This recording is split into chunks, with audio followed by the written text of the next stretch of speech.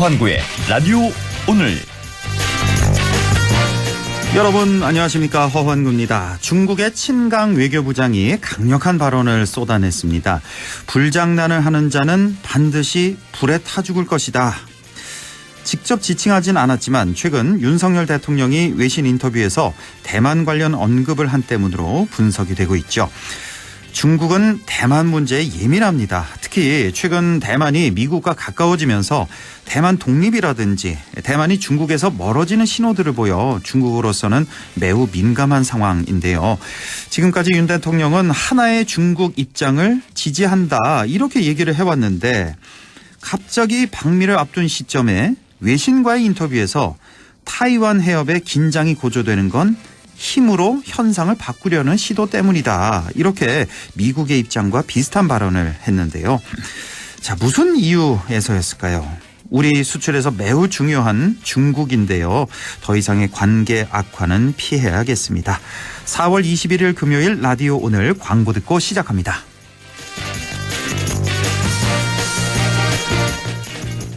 (5월) 가정의 달을 맞아 관절건강 호건음 프리미엄 골드가 사랑 가득 감사 세일을 준비했습니다. 3박스를 구입하시면 1박스를 더 드리는 특별한 기회, 사랑하는 부모님께 건강을 선물하세요. 1833-3399 건강기능식품입니다. 제조원 동진제약, 판매원 매일생활건강. 자전거? 서핑보드? 여보, 어떻게 다 들고 가? 새로 나온 익스트림 레저 하이엔드 모델 토레스 TX로 볼드하지만 날렵한 디자인, 레저를 위한 다양한 기능까지. 토레스 TX 출시기념 전트림 30일인의 품질 불만족 시 차량 교환 보장. 하이드아웃 콜라보 기념 한정판 티와 출백 추첨 증정까지. 토레스 TX 지금 KG 모빌리티에서. 에즈랜드 쉽고 빠른 인생, 에즈랜드 나만의 감성 굿즈, 대량 옵셋 인쇄, 소량 디지털 인쇄, 스마트 프린트 플랫폼 에즈랜드. 원하는 만큼 필요한 만큼 인쇄, 에즈랜드. 라디오 오늘 금요일 순서 시작합니다. 1부 한 주간의 시사 이슈 진단해보는 최진봉의 시사 포커스 잠시 후에 만나보겠고요. 2부 이슈 오늘에서는 안동 구시장에서 이번 주말에 토요 풍물장터가 열린다고 하네요. 안동시 상권 활성화 추진단의 우영진 단장 연결해서 함께 얘기 나눠보겠습니다. 이어서 과거의 정치사부터 현재 정치 현안까지 지역의 눈으로 바라보는 천용길의 정치 TMI 뉴스민 천용길 편집장과 함께하겠습니다. 라디오 오늘 유튜브로도 다시 들으실 수 있습니다. 많은 애청 바랍니다.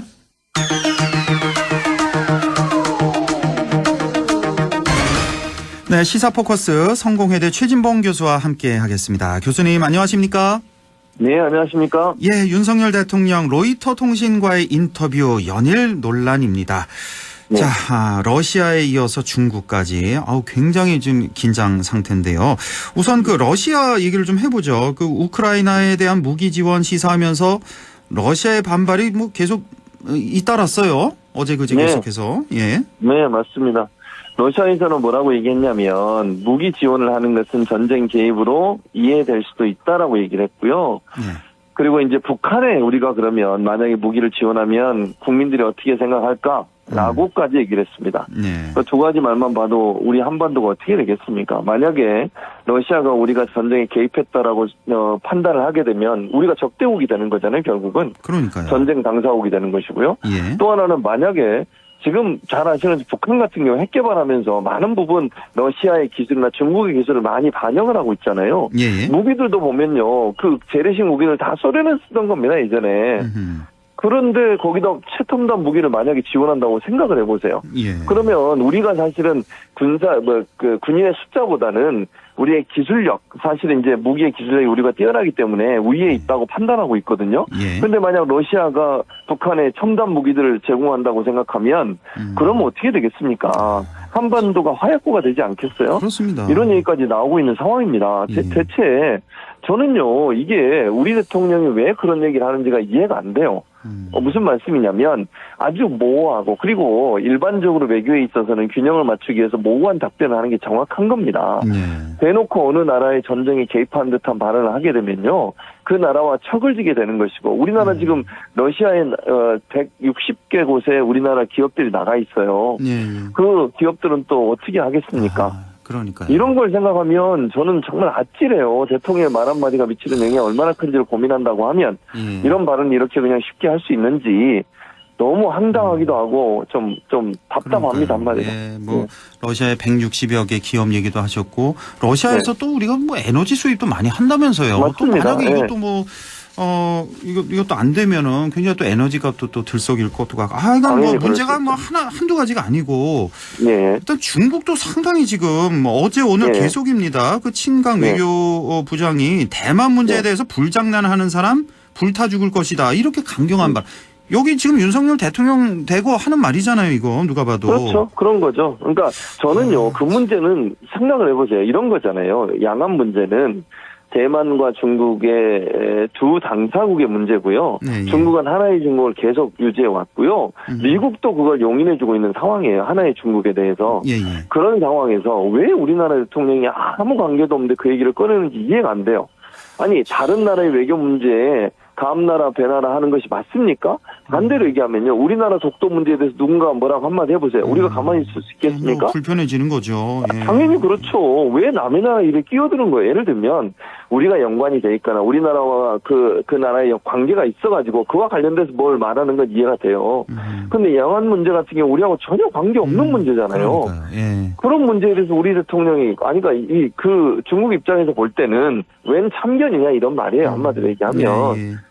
근데 저는 이게 외교에서도 이러면 안 된다고 봅니다. 다른 나라 문제에 대해서 특히 첨예하게 이렇게 그 갈등의 상황에 놓여 있는 나라의 문제에 대해서 우리 대통령이 뭐라고 한마디 하는 순간 그 문제에 우리가 개입을 하게 되는 거거든요.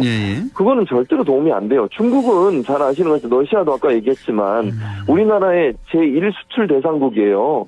지금 계속 적자거든요. 우리나라가. 문재인 정부 때 흑자를 내고 있다가 무역에 있어서.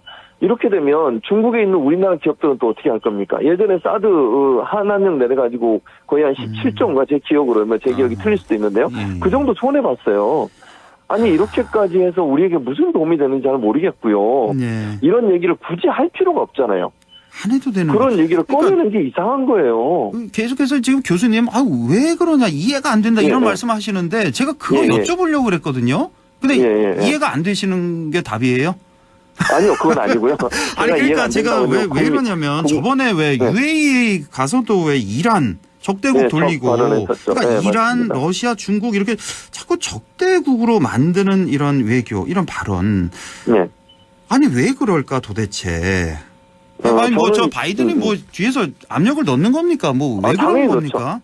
넣는 거 맞아요. 지금 바이든 대통령이 압력을 넣죠. 특히 우크라이나 무기 지원 같은 경우에는 도청 지난번에 논란이 됐을 때 물론 지금도 계속 논란이 되고 있는데 그 내용도 그런 내용 아니었습니까? 우크라이나에 무기를 지원했을 경우에 갈등이 생길 수 있으니 신중하게 해야 된다. 그런 내용들이에요. 도청 내용들이. 근데 그게 현실화된 거잖아요. 그 말은 도청 내용이 다 왜곡이 된 게 아니라는 거예요. 그러니까 제가 드리고 싶은 말은 뭐냐면 이미 미국은 우리에게 압박을 하고 있는 거예요. 그러니까 인도적 지원 플러스해서 무기도 지원해달라. 특히 155mm 포탄 같은 게 우리나라가 생산량이 제일 많아요. 생산 능력도 제일 높고요. 그런 상황이기 때문에 우리의 도움이 절실하게 필요한 상황에서 우리는 그렇게 하기가 어렵잖아요. 왜냐하면 살상 무기를 보내는 순간 우리는 러시아와 척을 지게 돼 있어요. 근데 우리가 그렇게 할 이유가 없고, 근데 바이든 입장에서는 지금 그 미국이 엄청나게 많이 우크라이나에 지원을 하고 있거든요. 물자도 그렇고 돈도 그렇고 무기도 그렇고. 근데 그게 미국 국민들이 마냥 좋아하지 않아요. 그렇겠죠, 전쟁이 당연히. 언제까지 갈지 모르는데, 그럼 예산이 엄청나게 들어가는 일이잖아요. 그런 상황에서 그걸 좀 부담을 줄여보기 위해서 우리나라에 압박을 하는 거예요. 그럼 우리도 그 문제에 대해서 국민적 동의가 필요한 상황이라는 것을 얘기하면서 거리를 둬야 되거든요. 근데 지금 국빈 방문 앞두고서 미국 측에 뭔가 좀 그 좋은 모습을 보여주고 싶은가 봐요. 미국이 원하는 모습을, 윤석열 대통령이. 그렇지 않고서 어떻게 이런 행동을 할 수가 있습니까? 아니 외교라고 하는 것이 어느 한쪽에 치우치면 안 된다고 제가 말씀을 드렸는데 미국과만 친하면 모든 게 돼요? 그리고 미국이 그럼 영원히 우리 편이 될 거라고 생각하십니까? 저는 그렇게 생각하지 않습니다. 미국도요, 자국 이기주의예요. 아니, 그러니까 필요해서 우리와 함께하고 우리를 돕는 거지, 본인들이 생각할 때 우리가 필요하지 않다고 생각하면 언제든지 돌아설 수 있는 나라예요. 물론 저는 미국만 얘기하는 게 아니에요. 모든 외교 관계가 그렇다는 말씀을 드리는 겁니다. 뭐 오늘 또 일본도 마찬가지잖아요. 우리가 그렇게 퍼줬는데 오늘 또 저 야스쿠니 신사 또 곡물 또 복납하고 참배고, 또 참배도 했잖아요. 그 국회의원들이. 국회의원들은 그러니까 또. 저는 상대를 하고. 이렇게 했을 때 또 우리나라 반응 보세요. 자, 보세요. 중국이 물론 저는 중국이 윤석열 대통령에 대해서 그런 험한 말 한 건 잘못됐다고 생각해요. 당연히 초치한다고 보고요. 근데 그때 초치했잖아요, 이 중국 대사를. 이번에 공물 바치고 나서 일본 대사 초치했습니까? 대통령실은 발언도 안 했어요. 아무 얘기도 입장 안 냈고요. 외교부만 입장을 냈어요. 유감이다. 이 정도의 선에서 해결될 문제입니까, 이게? 아니, 자기들이 침략을 했던 그 사람들을, 모시고 있는 신사를 참배를 해요? 그게 국제사회에서 얼마나 비난받는지 우리가 그동안 끊임없이 그 문제를 계속 제기해 왔었잖아요. 그런데 이번에 대응을 보면 너무 약해요. 중국에 대해서는 그렇게 강하게 하면서 왜 일본에 대해서는 이런 자세를 취하는 거죠? 그것도 저는 이해가 안 됩니다. 알겠습니다. 예. 자, 이렇게 러시아, 중국 이렇게 마찰이 계속 생기는 거, 긴장이 고조되는 거 분명히 이거 바람직하지 않은데 이렇게 한미일 대 북중러 이런 긴장 관계 이거 고조되면은 하나도 좋을 건 없습니다. 이거 좀 빨리 긴장 완화해야 되겠고 한미 정상회담 다음 주 이제 26일에 열리는데 이 얘기는 좀 다음 주에 결과를 보고 좀 시간이 많이 지나서 이거 하도록 하고 자 민주당 돈봉투 얘기 뭐 안 할 수가 없습니다. 지금 오늘 강내구 회장이죠. 핵심 인물 가운데 이제 영장 심사 받기 위해서 법원에 출석했는데 만약에 이제 구속이 된다면 뭐 민주당 그 현역 의원들 지금 거론되는 의원들이 10명이에요. 20명이에요. 거기 녹취록에 지금 그 정확한 숫자는 검찰에서 밝히지 않고 있고요. 찌라시 형태로 10명에서 20명 정도 이름이 돌고는 있어요. 근데 명확한 숫자는 아직은 나온 건 아닙니다. 이거 이 사태 이거 빨리 좀 어떻게 해결이 좀 돼야 될 텐데. 그렇죠. 송영길 전 대표 이거 어떻게 해야 됩니까? 뭐 기자회견을 이제 내일 한다고 하는데 빨리 들어와서 좀 해결해야 되는 거 아닐까요? 당연하죠. 말씀하신 그대로예요. 저는 송영길 전 대표가 반드시 빨리 입국해야 한다고 보고요. 이번 기자회견 때 그 날짜를 얘기할 거라고 저는 기대를 하고 있습니다. 언제 들어오겠다? 왜냐하면 정리하는 데 시간이 걸리지 않겠어요. 아마 아무래도. 그런 얘기하면서 언제쯤 입국하겠다라고 얘기할 거라고 보고요. 지금 안 들어오면 안 되는 상황이에요. 송영길 전 대표가 들어오지 않으면 이 문제가 계속 확산돼서 7월까지 갈 거고요. 그리고 또 송영길 전 대표에서는 어떤 얘기가 들리겠습니까? 분명히 도피한다고 얘기 나올 거예요. 국민의힘 벌써 그런 얘기가 나오고 있거든요. 그래서 본인도 지금의 상황을 보면 녹취록에 지금 송영길 전 대표 이름까지 나왔잖아요. 그런 상황이면 당연히 들어와서 문제를 해결해야 되고 그것이 민주당을 위한 길이고 본인의 정치 인생을 위해서 반드시 필요한 길이다. 그래서 본인은 관여된 게 없다고 하잖아요. 그럼 와서 명명백백하게 해명하고 또 또 국민을 설득하고 이런 일이 반드시 있어야 한다고 생각합니다. 프랑스 유학 그것도 중요한 일이지만 이거보다 더 중요한 일이 어디 있습니까 지금? 그래서 맞습니다. 내일 기자회견을 하면서 아무리 늦어도 다음 주 내로는 들어야 되지 않을까 그런 생각이 좀 들고 자 민주당은 그러면 지금 어떻게 조치를 해야 됩니까? 송영길 대표를 비롯해서 거론되는 현역 의원들까지 상당히 난감할 것 같아요 지금. 그렇죠. 근데 이제 문제는 뭐냐면 본인들이 지금 아니라고 자꾸 선을 긋고 있잖아요. 근데 검찰도 그렇다고 명확하게 누구다라고 밝히지도 않고 있어요. 현재는. 그리고 무슨 조사 내용이 아직 수사 내용이 다 밝혀진 것도 아니고 수사 중이지 않습니까? 이런 상황에서 누구한테 나가라 마라 이렇게 하기가 민주당 입장에서 상당히 어려워요. 그러니까 다만 원칙을 저는 밝혀야 한다고 봅니다. 예를 들면 이런 거죠. 만약에 검찰의 수사나 재판 과정을 통해서 드러날 경우 공천에서 배제한다. 예컨대. 그리고 출당시킨다. 이 정도의 발표를 할 수 있잖아요. 예를 들면 누구다라고 지금은 얘기할 수가 없어요. 의견이 지금 부딪히고 있잖아요, 서로. 그러니까 수사결과 나오지 않았는데 누구 나가세요 이렇게 하는 거는 그건 반발이 너무 크니까. 제가 볼 때는 만약에 이번 수사를 통해서 돈봉투 관련된 연유가 된 누구든 예외 없이 공천 배제하고 출당시킨다. 출당도 차겠다. 이 정도는 저는 선언해야 한다고 생각해요. 민주당 내에서는 지금 10명에서 20명 그 현역 의원들 파악은 됐나 모르겠네요. 그것도 사실은 내부적으로 얘기가 파악은 돼 있겠죠? 아무래도. 근데 그게 왜냐면 지금 민주당에서 할 수 있는 일이라고 뭐겠습니까? 직접 물어보는 거예요, 불러서. 그런 거잖아요. 근데 아니라고 하겠죠, 그렇죠. 그러니까 그게 한계라는 거죠. 왜냐면 민주당이 무슨 강제 수사권이 없잖아요. 계좌를 추적한다거나 이러시는 상황도 아니고 이정근 그분이 녹음했던 녹취록을 민주당이 다 갖고 있는 것 같지 않아요. 지금 현재 보면 검찰은 확보하고 있지만 그렇기 때문에 그것만 또 녹취록만 가지고서 당신 이런 일 했죠? 이렇게 얘기하기도 어렵잖아요. 예. 그러니까 한계가 알겠습니다. 분명히 있어요. 민주당 입장에서는. 예. 그래서 제가 볼 때는 지금 상황에서는 이 상황을 엄중하게 보고 있다. 그리고 대표가 지난번에 사과했지 않습니까? 예. 그리고 송영길 전 대표가 들어와서 어떤 얘기를 할지 모르겠지만 그거 지켜보고 그리고 나서 연루된 것이 끝나고 수사가 끝나고 나서 연루된 것이 확인되는 모든 사람은 예. 공천 배제한다. 그렇게. 또는 출당 조치하겠다. 이 정도로 저는 얘기하는 게 맞다. 그렇게 생각을 합니다. 시점으로서는 확실한 원칙은 밝혀줘야 된다. 그렇죠. 최소한. 네, 예. 맞습니다. 일단 연루 의혹이 확인이 되면 공천 배제, 일단 출당 조치, 뭐 이 정도는 예. 최소한 그 해야 정도는 된다. 얘기한다고 봅니다. 예. 그래야 국민들이 좀 납득이 가겠죠. 그렇죠. 뭐 뭐든지 맞습니다. 하여간 상식적으로 생각을 하면 됩니다. 뭐든지. 예, 맞습니다. 자, 전세 사기 피해자 스스로 목숨을 끊는 사건 3건이 이미 발생했고 한 명도 또 할 뻔하다가 아주 긴급히 구조를 했다고 하는데 자, 지금 조금 전에 뭐 속보를 보니까 뭐 3만 5천여 가구 플러스 알파 정도 매입 임대하겠다. 지금 뭐 구상 이 정도 이제 구상 단계 발표를 했던데 자, 뭐 어떻게 우리 정부가 이 대처를 해야 될까요? 이건 상당히 심각합니다. 이것도. 네, 심각하죠. 그러니까 일단 가장 중요한 건 실태 파악을 똑바로 잘 하셔야 돼. 지금 보니까 계속 지금 무슨 도미노처럼 지난번에는 사실 미추홀구에 시작을 했지만 최근에 동탄 문제도 나오죠.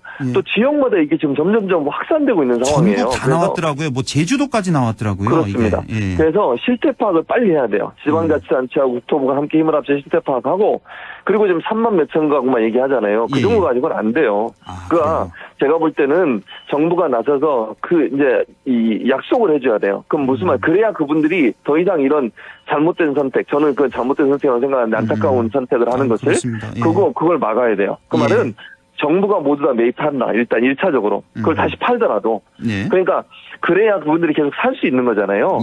그래서 그분들이 만약에 살면서 돈을 마련해서 구입하게 하든지 아니면 정부가 이걸 임대 형식으로 그분들한테 좀 임대해주는 이런 방식으로 해야 돼요. 1차적으로는 정부가 매입을 다 해줘야 돼요.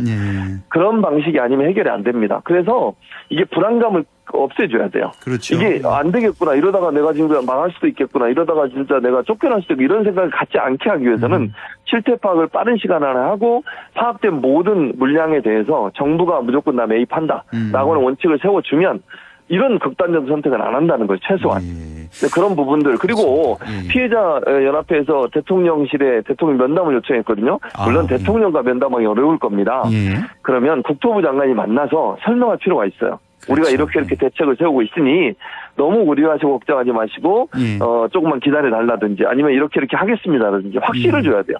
그러니까 그 만날 때도 그 피해자 측 만날 때도요 좀 확실한 대책, 좀 신뢰가는 그걸 좀 준비를 하고 갔으면 좋겠어요. 뭐 엊그제 김기현 대표 만났대잖아요. 만나가지고 뭐 둘이 막 언성 높여가면서 양측에서 싸움만 하다가 나왔다고 하는데 그러니까요. 그렇게 뭐 괜히 마음에 불만 지르는 그런 만남. 제가 볼 때는 그게 보여주기식이에요. 보여주기식. 문제 있다니까 만났다. 그걸로 퉁치려고 하는 거거든요. 그건 절대로 안 돼요. 그나저나 이 전세자기 피해가요. 앞으로 나올 게 더 많을 수도 있다. 저는 그렇게 보거든요. 이게 지금 여기 안동 예천에도 지난주에도 뉴스가 나갔거든요. 이쪽에도 또 피해자가 발생을 해가지고 그런데 지금 더 나올 수도 있다. 이 피해가. 그럴 수 있다고 봐요. 큰 폭탄이 터질 것도 같고. 그러니까요. 그래서 이거는 어쩔 수 없이 정부가 해결을 해야 돼요. 다른 방법으로 해결이 안 돼요. 이거는 제가 볼 땐 그렇고.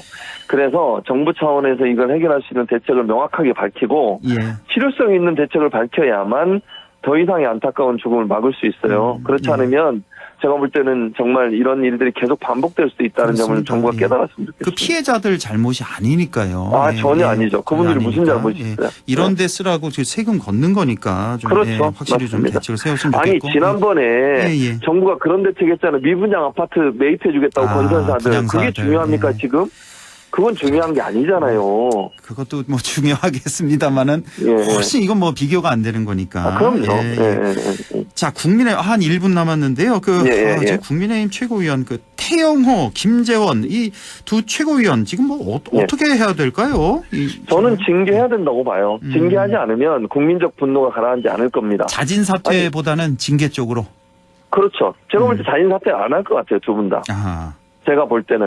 그래서 자진 사퇴한다는 것도 사실은 종용을 하는 거잖아요. 예. 징계 안 하고 나갈 수 있게 해주는 퇴로를 열어주는 건데 그건 국민들이 볼 때는 바람직하지 않아요. 예. 잘못한 일이 있으면 거기에 상응하는 처벌이 따라야 되는 거 아니겠습니까? 그렇죠. 이준석 전 대표 그때 물론 이준석 전 대표 뭐 성상납 이런 의혹도 있지만 그것 때문에 징계한 게 아니었어요. 양두구육 때문에 징계를 했어요. 예, 예. 그 발언 때문에.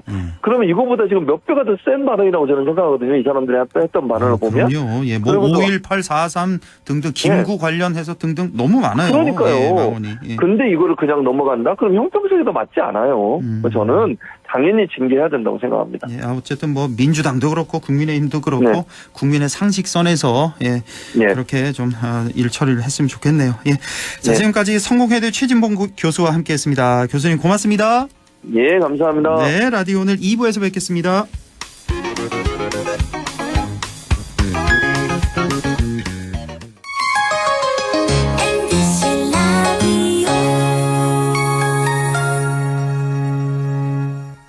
가구 살 땐 꼭 한번 가보자. 안동 명품 가구 백화점. 흑표 흑침대, 양성국 갤러리, 금성침대, 한국가죽소파, 장수돌침대. 다양한 브랜드 가구를 한 곳에서 쇼핑할 수 있는 대형 가구 전시장. 안동 명품 가구백화점. 네 얼굴 와 글로? 야근한다고 티다. 네 월급은 와 글로? 최저임금은 안 오르지. 물가는 오르지. 내가 진짜 빡세 죽겠다. 물가는 내리고 최저임금은 올리고 민주노총 경북지역 본부가 앞장서겠습니다. 1577-2260. 미래에셋증권은 생각했어요. 해외 투자라고 큰돈 들지 않았으면, 그래서 실시간 미국 주식 소수점 매매, 밤점 살찌는 사람은 없었으면, 데이마켓, 호가창도 다 보였으면. 나스닥 토탈뷰. 국내 주식처럼 편해진 해외 투자. 미래에셋증권에서 확인해보세요. 원금 손실에 유의하시고 투자자 상품 설명서 및 약관을 꼭 읽어보세요. 인사하는 거 정말 힘들지. 감사하단 말 정말 힘들지. 먼저 시작해봐요. 마음을 전해. 안녕하세요, 이순재입니다. 마음을 전합시다. 매일매일이 따뜻해질 겁니다. 공익광고협의회. 즐거운 MBC 상쾌한 MBC 언제나 우리 함께해. MBC FM for you.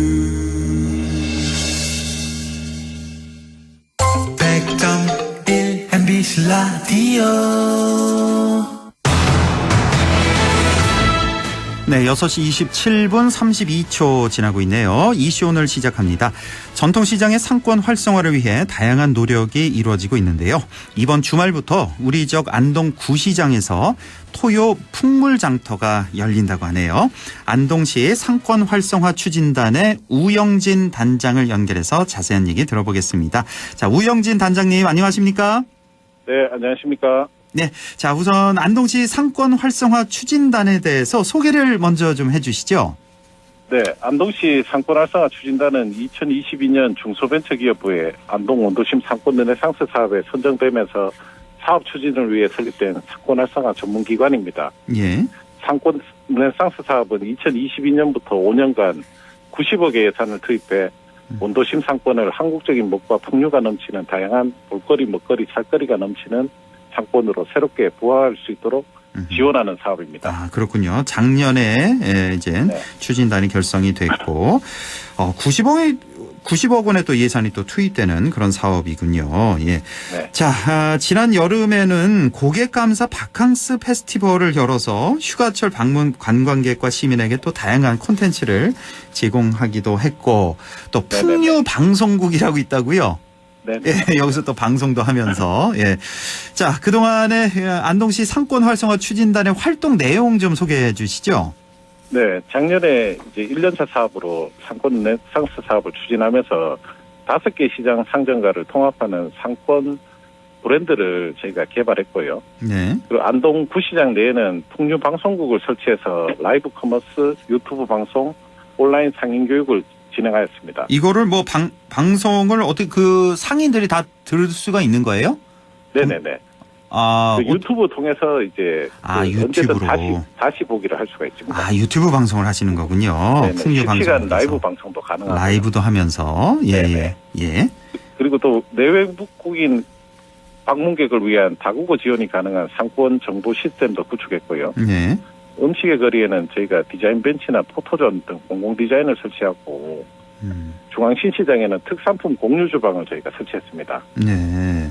그 외에도 저희가 상권 협동조합 구성과 안동 탈맥 수제 맥주 개발, 또 주말 마스크데이 페스티벌 이벤트 진행 등을 했었고요. 또 세계 전통 의상과 탈을 언제든 와서 입어볼 수 있는 여행자 쉼터도 조성하였습니다. 아이고, 뭐 이게 작년 한 해 다 하신 거예요? 네네. 많이 바쁘셨네요. 자, 우리 지역 상인 또 주민과의 교류 소통 매우 중요할 것 같은데요. 이 협의회도 진행하고 또 자주 만나고 계신다고요? 네, 상권 르네상스 사업은 상인, 건물주, 공공기관, 지역 전문가들과 커뮤니티 형성이 매우 중요합니다. 예. 정기적으로 사업 추진 과정에서 안동시청, 소상공인시장진흥공단, 상인회, 지역 전문가, 건물주 대표들과 상권 활성화 협의회를 저희가 구성해서 사업 추진 시 의견을 반영하고 있고요. 최근에는 안동시 전체 상인 회장님들하고 간담회를 개최해서 상권 활성화 커뮤니티 형성에 많은 노력을 기울이고 있습니다. 또 대화의 장도 아주 활발히 마련을 하고 계시고, 자, 상인과 주민들은 안동 원도심 상권 활성화를 위해서 무엇이 필요하다고 생각하시는지 이것도 좀 궁금하는데요. 주로 뭐 어떤 말씀들 많이 하시나요? 일단 신종 코로나가 유행하면서 관광객이 많이 감소해서 원도심 상권이 엄청난 피해를 입었고요. 상권에도 비어있는 점포가 현재도 많이 있습니다. 상인들이 원하는 첫 번째는 장사가 잘 되는 것이고요. 두 번째는 다양한 먹거리, 살거리, 즐길거리가 생겨서 손님들이 많이 와주시길 바랍니다. 그래서 상권에서도 다양한 이벤트 행사와 살거리를 만들기 위해 많은 노력을 기울이고 있습니다. 그러니까요. 어떻게든지 좀 많은 사람들이 좀 오게끔 해야 그래야 또 뭐 장사도 되고 그럴 테니까 이걸 가장 원하신다는 거. 자, 그리고 안동 역사 이전으로 원도심 상권 위축에 대한 우려도 더 커졌는데요. 역사 부지를 어떻게 활용하느냐, 이것도 이 상권 활성화를 위해서 참 중요할 것 같습니다. 자, 이 역사 부지 활용에 대한 얘기도 좀 많이 하실 것 같거든요. 그쪽에서 뭐 어떤 얘기들이 좀 나오고 있습니까? 일단 안동 지역의 과거 상업의 중심이었던 원도심 상권에 버스 터미널 안동역이 빠져나가고요. 신도시가 조성되고 행정기관이 이전되면서 공동화 현상이 매우 심해졌습니다. 그래서 인구가 많이 감소하고 큰 어려움을 겪어왔습니다. 그 역사부지 활용이 안동 원도심 상권 활성화의 중요한 전환이 될 수 있는 기회이기 때문에 우리 상인들의 관심이 크고요. 우선적으로 인구가 늘어나고 방문객이 늘어날 수 있는 형태로 이 역사부지가 활용되길 원하는 것 같습니다. 일단은 인구 많이 늘고 방문객 많이 올 수 있는 형태로 뭐 그게 뭐가 되든지 어쨌든 방향은 이쪽으로 했으면 좋겠다.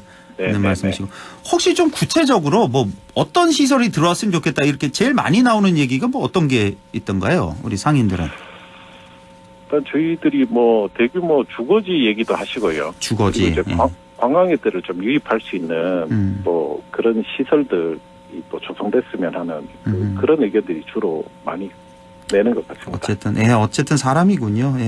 그러니까 주거지 뭐 대형 뭐 아파트 단지가 들어와도 좋고 일단 사람이 좀 북적북적 됐으면 좋겠다. 맞습니다. 그쪽에. 인구가 계속 줄고 있어서 그러니까요. 그런 부분에 좀 걱정이 많은 것 같습니다. 자, 원래 지난주 개장 예정이었는데 이제 우천으로 일정이 변경이 된 게 바로 토요 풍물시장입니다. 이제 내일부터 안동 구시장에서 이제 문을 연다고 하는데 토요 풍물장은 어떤 배경에서 이렇게 마련된 행사인지요? 네. 안동구시장 찜닭골목은 안동 지역의 3대 관광지에 지금 인터넷이나 이런 검색량이나 보면 속하고 있습니다. 그래서 많은 관광객들이 주말에 찜닭골목을 방문하고 있고요. 여기 뭐 관광객들 반드시 들렀다 가는 곳이죠? 찜닭골목은. 그래서 저희가 관광객들이 많이 방문하는 찜닭골목에 토요장터를 개최하고 안동 지역의 농산물이나 다양한 지역 상품들을 관광객들이 구매할 수 있도록 하면은 지역 경제 활성화에 큰 도움이 될 것 같다는 취지에서 기획하게 되었습니다. 부시장에는 제비원 상가가 철거되면서 약 700평 정도 넓은 공터가 수년간 방치되고 있었고요. 이번에 안동시장님께서 특별한 관심과 지원을 해주셔서 이 공간을 올해부터 활용할 수 있게 되어서 이번 주부터 토요 풍물장을 처음으로 개장하게 되었습니다. 그래요. 토요 풍물장 그 제비원 상가에서 하시는 거군요. 네, 그곳에서 예. 제비원 이게 제가 잘 몰라서 그런데 제비원 상가가 철거가 됐나요? 그 건물 자체가? 네네, 한 5년 이상 됐습니다. 철거가 되어서 계속 그냥 공터로 방치되고 있었던 제가 잘 공간이 몰랐네요. 이게 철거가 되고 한 700평 정도 넓은 공터가 이제 방치가 되고 있었는데 여기에 이제 토요 풍물장을 개장하게 됐다. 네, 말씀이시고요. 예. 자, 그러면 토요 풍물장에 가면 뭐 어떤 먹거리, 즐길거리를 우리가 경험할 수 있을까요? 어떤 뭐 행사 주요 내용이 어떻습니까? 네, 첫 번째로 최근 관광공사에서 조사해서 안동 방문 관광객이 가장 원하는 볼거리로 의외로 저희가 할머니 장터 같은 전통장을 구경하고 싶다는 아무래도 응답이 굉장히 많았습니다. 그렇죠. 예. 기존 5일장은 관광객들이 몰리는 토요일날 장이 안 열리는 경우가 많습니다. 예. 그래서 토요일만 장을 여는 토요장터를 만들고요. 그리고 우리 기존의 5일장처럼 농산물 직거래 장터인 할머니 장터를 토요장에서 운영할 예정입니다. 예. 그러니까 기존의 안동이 27장이잖아요. 네네네. 이거 말고 이제 토요일에 만약에 토요일이 27장 장날 그 날짜가 같으면은 같이 여는 거고. 같아도 여는 형태. 같아도 여는 거고. 네네. 뭐 27장이 안 열려도 토요일엔 토요 풍물장터는 항상 열리는 거군요. 토요일마다. 네네. 관광객들이 오는 그 주말에 맞춰서 장을 항상 연다고 생각하시면 됩니다. 그렇군요. 예. 네. 그리고 저희 120년 전통 회곡 막걸리하고 상인회하고 협력해서 통유 안동 주막도 같이 운영을 하고요. 그래요. 예. 그래서 강고등어 구이, 안동 문어, 한우국밥 등의 다양한 먹거리를 엄청나게 저렴한 가격에 판매하는 주막도 운영되고요. 예. 기존에 자원봉사센터에서 운영하던 시민참여 아나바다 벼룩시장도 토요장터로 옮겨서 함께 운영할 예정입니다. 예. 네, 그리고 시민들이 재능 기부로 통해 운영되는 다양한 공연도 함께 진행하기 때문에 볼거리, 살거리, 먹거리가 넘치는 이제 토요 풍물장으로 운영될 예정입니다. 예, 아주 꽉 차 있군요, 행사가. 네네. 이거 700평이 좀 모자르지 않을까요? 이거. 어떠세요? 엄청 넓어서. 공간이 많이 넓어요? 네. 자, 그러면 토요 풍물장 이용하려면 언제 시간도 좀 궁금하고요. 언제 어디로 가면 될까요? 네, 매주 토요일 오전 9시에서 오후 4시까지 운영될 예정이고요. 예. 그 안동구시장 남문으로 걸어 들어오시면 장터가 입구에 있어서 쉽게 찾을 수가 있습니다. 예. 그리고 이제 웅부공원과 문화의 거리에 올해부터 새롭게 주차 타워가 건립되어서 주차 공간 부족 시에는 해당 주차장을 이용하시면 좀 더 편리하게 이용할 수가 있고요. 우천시에는 토요장이 휴장될 수 있기 때문에 이 부분은 저희들이 항상 사전 공지를 드리도록 하겠습니다. 예, 우천시에는 토요 풍물장이 휴장될 수 있다. 예, 이것도 좀 참고하시고 시간이 이제 토요일 아침 9시부터 오후 4시까지만 하는 거군요. 예, 더 늦게는 안 시민들이 하고. 많이 참여하기 때문에. 그러니까요. 예, 안동 구시장 남문 쪽으로 걸어 들어오시면 되겠습니다. 그나저나 그 웅부공원 앞에 그 주차 타워 건립됐잖아요. 네네네. 그래서 한숨 좀 돌리셨을 것 같은데요. 그쪽에 차 세울 데가 없었잖아요, 일단은.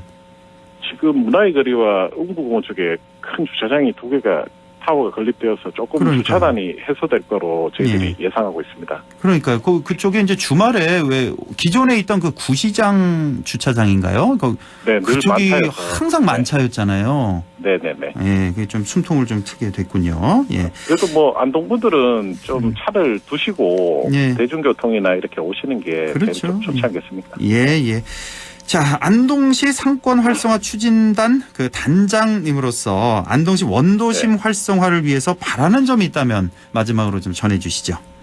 네. 우리 나라의 모든 시장은 해당 지역에 사람이 가장 모이기 좋은 장소, 즉 장사 모기 제일 좋은 장소에 자연 발생적으로 생겨났습니다. 그래서 공공기관이 시장 인근에 있고 대형마트가 시장 근처에 입점하는 것도 해당 장소가 과거나 현재나 제일 사람들이 모이기 좋은 장소이기 때문입니다. 최근 상권은 상업만을 위한 공간이 아니라 문화와 상업이 공존하는 공간으로 변화되고 있고요. 그래서 상인들만을 위한 공간이 아니라 시민들이 함께 참여해서 만들어가는 공간으로 변화되고 있습니다.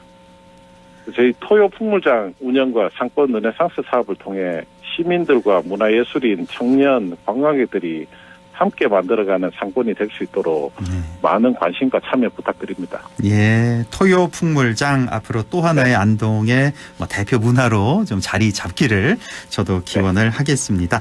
지금까지 안동시 상권 활성화 추진단의 우영진 단장과 함께했습니다. 단장님 고맙습니다. 네, 감사합니다. 라디오 오늘에서는 청취자 여러분의 참여를 기다리고 있습니다. 우리 지역에서 발생한 사건 사고 소식이나 함께 토론하고 싶은 내용을 안동 MBC 홈페이지 라디오 오늘 게시판에 올려주시기 바랍니다. 전화와 문자 참여도 하실 수 있습니다. 전화는 851국에 7191번, 문자는 샵 0913번으로 보내주시면 됩니다. 문자는 단문 50원, 장문 100원의 정보 이용료가 있습니다. 여러분의 많은 참여 바랍니다.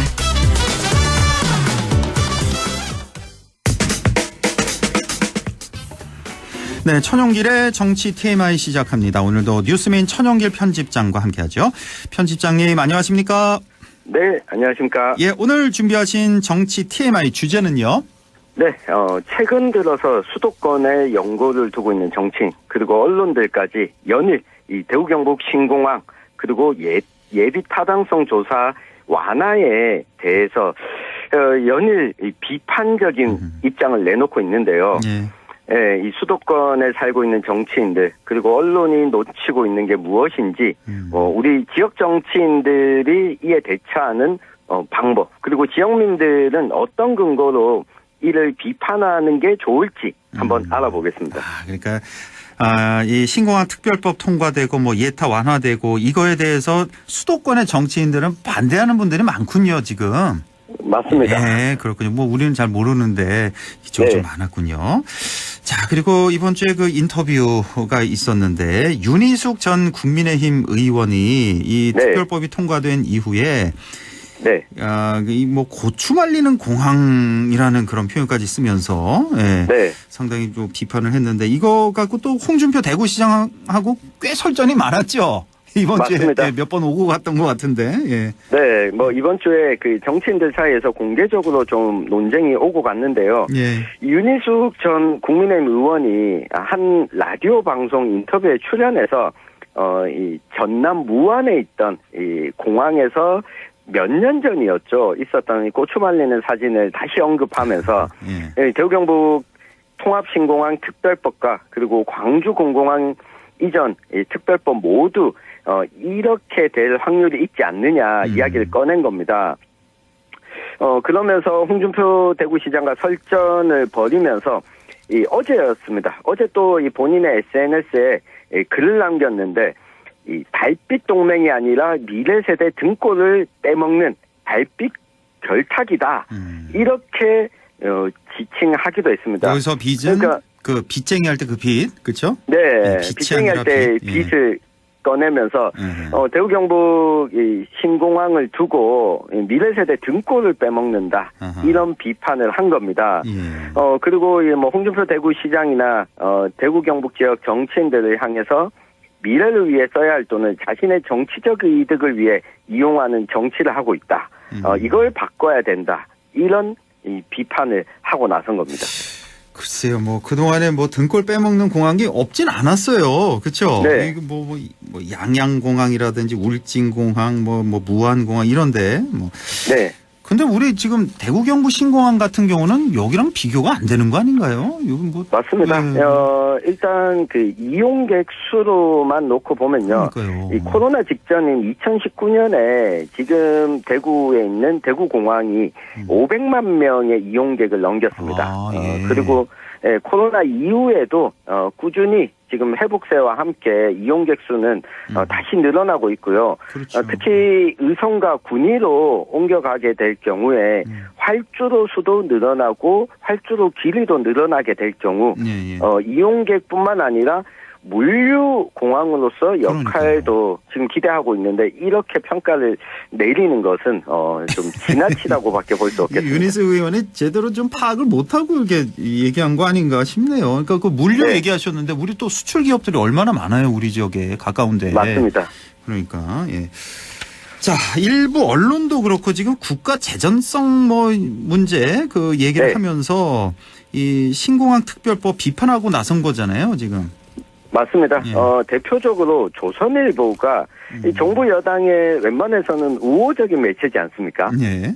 네. 그런데 3월부터 해서 꾸준히 최근에는 이 사설까지 내면서 좀 부정적인 보도를 이어왔습니다. 예. 특히 가덕도 신공항 특별법이 통과된 상황에서 대구경북 신공항 특별법, 여기 광주 군공항 이전 특별법까지 지역의 공항을 연달아서 짓게 되면 이 국가 재정을 이렇게 지방에 다 투입했을 때 국가 재정의 건전성 문제를 해칠 수 있다. 이런 메시지를 냈는데 이를 두고 특히 대구 경북과 광주가 동시에 특별법을 통과시킨 것과 관련해서 제대로 된 타당성 조사가 이뤄지지 않고 있다라고 지적을 한 겁니다. 또 이 더불어민주당과 국민의힘 두 당을 지칭하는 것으로 풀이되는데요. 양당이 이 예비 타당성 조사를 면제키로 한 것이 대표적이라면서 좀 비판의 목소리를 내고 있습니다. 대표적으로 조선일보가 이렇게 네. 비판 보도를 이어왔고, 그러자 이철호 지사가 이런 보도를 두고 가짜 뉴스라고 비판했다고요? 맞습니다. 이철우 경북도지사가 어제 이 본인의 이 페이스북에 이 가짜 뉴스가 난무한다라고 지적을 한 겁니다. 예. 뭐 이유는요. 이거는 이 우리 지역에 계신 분들은 잘 아실 텐데요. 이 대구 경북 신공항에서 군공항 이전의 경우에는 기부대 양여 방식이어서 예비 타당성 조사 자체가 필요 없습니다. 아, 기부대 양여 방식은 이게 필요가 없는 거예요? 예타 자체가? 네, 이거는 국비를 투입해서 하는 사업이 아니기 때문에 예비 타당성 조사는 국비를 포함해서 국비가 300억 이상 들어가는 사업에 대해서 실시하는 것인데 군공항 이전은 예비 타당성 조사 대상이 아니고요. 이 민간공항 이전 부분에 대해서만 예비 타당성 조사가 필요한데 이 건설비가 1조 2천억 정도 추정되는 상황에서 예비 타당성 조사 통과는 무난할 것으로 지금 예측을 하고 있습니다. 1조 2천억이라는 게 그 민간공항 건설비만 말하는 거죠? 맞습니다. 이것만 1조 2천억이고 군공항 건설비 같은 경우는 뭐 10조가 넘는다고 제가 들은 것 같은데요. 네, 지금 뭐 대략적으로 11조 정도 11조 추정하고 정도. 있는데요. 근데 이거는 이제 기부대 양여 방식이니까 네. 그 기존에 대구에 있는 그 군공항 그거는 이제 건설업자, 건설 뭐 그 회사들이 시행사에게 이제 개발권을 준다 그런 거잖아요. 그래서 뭐 때문에 뭐 예비 타당성 조사 대상 자체가 아닌데 마치 이걸 두고 10조 원이 넘는 사업에 예비 타당성 조사를 면제해주고 있다. 이런 비판을 하는 것은 가짜 뉴스다라고 지적을 한 겁니다. 가짜 뉴스 맞죠, 이거는. 예, 맞습니다. 명백히. 예. 그리고 또 한 가지가 지금 대구 경북 신공항과 관련된 연계 교통망 사업 역시 이것을 예비 타당성 조사를 면제해주는 것을 두고도 연일 언론과 뭐 정치인들이 비판하고 있는데 이철우 도지사가 이거는 도로나 철도 노선 사업은 꼭 신공항뿐만 아니라 기존에 이미 계획을 잡아놓은 것이고 공항 이전과 함께 역사를 추가하거나 하는 정도가 계획을 변경하는 것이지 마치 공항을 위해서 이 사업들 모두 예비 타당성 조사를 면제해 준다라고 하는 것은 가짜 뉴스다 지적을 한 겁니다. 아, 이렇게 뭐 조목조목 이렇게 비판을 했군요. 이철우 지사가. 예. 자, 그리고 최근에 여야가 예비 타당성 조사 기준 그 완화 법률안을 개정안을 발의했다가 수도권 의원들이 이거 포퓰리즘 아니냐 이런 뭐 또 언론 비판이 나오자 또 논의 자체를 또 보류시키는 일도 있었다고요.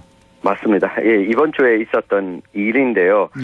예비 타당성 조사가 도입된 게 1999년이었는데 이때 당시에 조사 대상 기준이 500억 원 이상 들어가는 사업인데 국비가 300억 원 이상 들어가면 경제성이 있는지 없는지를 평가하는 예비 타당성 조사를 도입한 겁니다. 그 기준이 있군요. 그러니까 500억 이상 사업인데 그중에 300억 이상의 국비가 들어가면 예비 타당성을 받아야 된다. 이거군요. 예. 그런데 이렇게 기준을 완화하는 법률 개정안 발의가 됐는데요. 1,000억 원 이상 사업에다가 국비가 500억 이상 들어가는 경우에만 한하고 있습니다. 그래요. 예. 네, 그런데 이걸 보류를 시켰는데 이렇게 완화하려고 하는 이유가 99년도에 도입이 됐으면 벌써 24년이 흘렀습니다. 그렇죠. 예. 네, 사업 규모나 물가 상승률을 고려했을 때 500억 이상의 다 예비 타당성 조사를 하니 지역에서는 이걸 통과하는 경제성 평가를 통과하는 것이 상당히 좀 어려운 상황에서 꼭 필요한 사회 간접 자본이죠. 도로나 철도나 이런 부분들에도 국비 투입을 할 수 없고 이 사업 자체를 추진할 수 없게 되다 보니 완화하자는 목소리가 지방의 국회의원들 사이에서 있었는데 선거를 앞두고 포퓰리즘 정책을 펼치려는 것 아니냐 이런 비판이 나오자 여야 수도권 의원들 중심으로 법안 자체를 보류시켜버린 겁니다. 그렇군요. 예. 네. 자, 국가 재정 건전성을 위해서 이 지역에 대규모 사업을 하면 안 된다라는 논리, 이게 지금 그 수도권 정치인들 논리인데 이런 지적, 한편으로는 또 타당한 지적 같기도 한데 이걸 어떻게 반박을 할 수 있을까요? 네, 당장 안타까운 일인데요. 몇 년 전이었습니다. 경북 북부 지역의 영양군에서 이 군민들이 대거 시위 겸 결의대회를 벌인 적이 있었는데 영양군에 왕복 4차선 도로가 하나도 없기 때문에 맞아요. 이걸 좀 지어달라. 예, 근데 이거 예비 타당성 조사를 통과하기가 너무 어려운 겁니다. 어렵죠. 예. 네. 근데 이걸 볼 때 우리 지역 균형 발전이라고 하는 문제가 상당히 중요한 하도지 않습니까? 그렇습니다. 예. 네. 지역 균형 발전이 필요하다는 논리도 당연히 중요하고요. 또 한 가지는 지역 균형 발전이 이루어지지 않으면 우리 국가 경쟁력, 국가 생존 자체가 어려워진다라고 하는 것도 우리가 강하게 좀 어필해야 되는 내용입니다. 맞습니다. 이 지역 균형 발전이 지역만을 위한 게 아니에요. 우리나라 전체를 다 위한 거 아니겠습니까, 이게? 국가 생존이 걸린 여기서 문제인데. 우리가 엿볼 수 있는 게 수도권의 부동산 가격이 계속 상승하고 있을 때 결국은 거주하려고 하는 사람이 분산돼야 부동산 가격에 대한 통제도 가능해지고요. 당연하죠. 예. 네. 그리고 이 수도권 정치인들과 언론들이 정말 반성해야 될 부분은 이 과거 역사에 대한 이해가 전혀 없다는 겁니다. 이건 무슨 말씀이세요, 이건? 예비 타당성 조사가 도입된 게 1999년이라고 하지 않았습니까? 예. 이게 60년대, 70년대 사회 간접 자본, 그러니까 도로망이나 철도를 지을 때 당시에 수도권과 연결하는 거 위주로 건설을 했습니다. 예. 당시에는 예비 타당성 조사라고 하는 것도 없었고요. 그렇죠. 국가의 발전을 위해서 일단 집중하는 게 필요하다라고 해서 지은 겁니다. 예.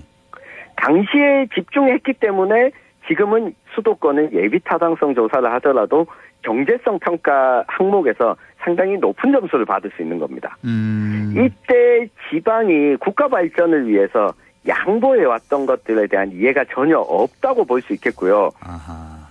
그리고 우리 경부고속도로를 떠올려 보면 당시에 반대가 상당히 많았습니다.